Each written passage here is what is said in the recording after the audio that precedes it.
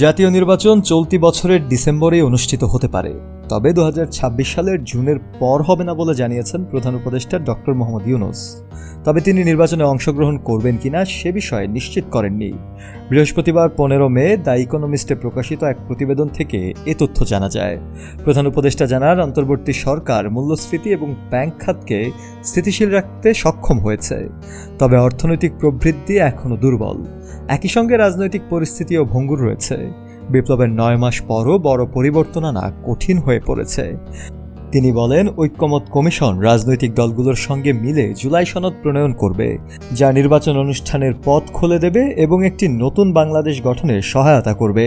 তবে ঐক্যে পৌঁছানো সহজ ব্যাপার নয়। কোন কোন কমিশন থাকা উচিত তা নিয়ে রাজনৈতিক দল ও জনগণের মধ্যে মতপার্থক্য শুরুতেই রয়েছে। কেউ কেউ বলছেন, দেশের অর্থনীতির মূল ভিত্তি তৈরি পোশাক খাত নিয়ে একটি কমিশন থাকা উচিত ছিল। আবার কারো অভিযোগ, শিক্ষা খাতকে যথাযথ গুরুত্ব দেওয়া হয়নি। সবচেয়ে বড় বিতর্কের জন্ম হয়েছে নারী সংস্কার কমিশনকে ঘিরে, যা অনেক পরে গঠিত হয়। এই কমিশন ইসলামী উত্তরাধিকার আইনে পরিবর্তনের সুপারিশ করে, যাতে নারীদের অধিক অধিকার দেয়া হয়, আর তাতে ইসলামপন্থী দলগুলো ব্যাপক বিক্ষোভ শুরু করে। এই প্রতিবেদনে আওয়ামী লীগ ইস্যুতে কথা বলা হয়। 12 মে নির্বাচন কমিশন আওয়ামী লীগের নিবন্ধন স্থগিত করেছে, ফলে দলটি নির্বাচনে অংশ নিতে পারবে কিনা সেটিও এক প্রশ্ন ছিল সেখানে।